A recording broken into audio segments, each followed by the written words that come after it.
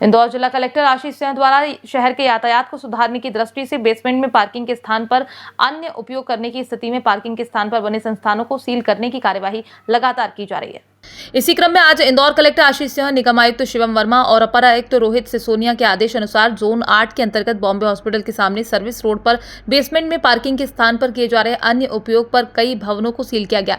Team ने यहां पर बने KF फर्नीचर, होटल कंचन पैलेस, केशर श्री रेस्टोरेंट, AIP दवाइयों के अलावा होटल पैराडाइज, होटल उत्सव पर भी कार्यवाही कर उन्हें सील कर दिया है। इस सर्विस रोड पर बड़ी संख्या में IDA के आवासीय स्थानों पर होटलें बन गई थी। पार्किंग के स्थान पर दुकानें बनाने के कारण आसपास की कॉलोनियों के हजारों लोगों को आने जाने में भारी परेशानियां हो रही हैं। पिछले दिनों रहवासियों ने कलेक्टर आशीष सिंह से इस मामले में शिकायत भी की। ये कार्यवाही नगर निगम के फायर सेफ्टी अधिकारी विनोद मिश्रा के निर्देशन में की गई।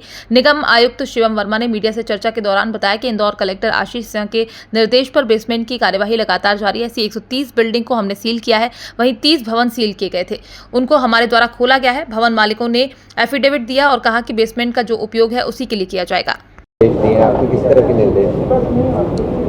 देखिए, बेसमेंट पे जो कार्रवाई हो रही है उसका उद्देश्य ये है कि जो जगह पार्किंग के लिए प्रयोग होनी थी वो किसी अन्य चीज़ के लिए प्रयोग हो रही है और जो ट्रैफिक में बाधा का कारण बन रही है। इसलिए जितने भी बेसमेंट जो पार्किंग के लिए यूज़ होने थे उन सबको हमने नोटिस दिया है कि उनको वापस पार्किंग में कन्वर्ट किया जाए।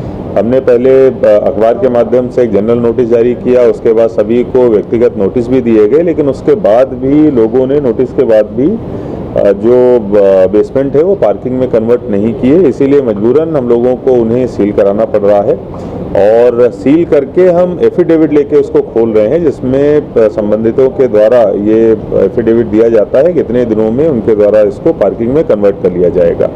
तो जो मुख्य उद्देश्य है वो पार्किंग में कन्वर्जन है, जिस पे हम लोग फोकस कर रहे हैं। नगर निगम की तरफ से एक टीम भी बनाई गई है इंजीनियर्स की, जो इस चीज़ को सुपरवाइज कर रही है।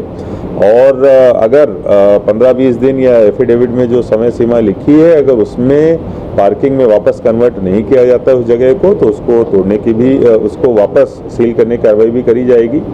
या फिर अगर आवश्यकता पड़ी तो ऐसे भवन जो बिल्कुल भी नियमों का पालन नहीं कर रहे हैं, सील कराने के बाद भी वो पार्किंग में वापस कन्वर्ट नहीं कर रहे हैं, तो नियमों के अनुसार उनको तोड़ने की भी कार्रवाई नगर निगम के द्वारा करी जाएगी। कलेक्टर सर के निर्देशानुसार जो शहर में यातायात व्यवस्था को बेहतर करने के लिए और पार्किंग स्थानों का उपयोग हो, इसके मद्देनजर कार्रवाई चल रही है।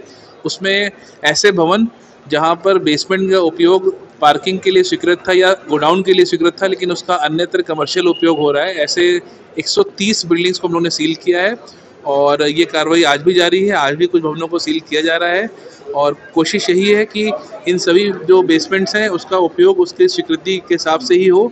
तो हम जहां अभी ऐसे करीब 30 के लगभग भवनों की सील खोली भी गई है, जब उनके भवन मालिक ने एक एफिडेविट दिया कि हाँ वो अब इस बेसमेंट का उपयोग उसके चिन्हित उपयोग, मतलब जो स्वीकृत उपयोग है उसके लिए ही करेंगे। उन्होंने काम करना शुरू भी कर दिया है कि वहाँ पे रैम्प बनाकर या जो जरूरी इंफ्रास्ट्रक्चर है जिससे पार्किंग हो सके वो बना भी रहे हैं।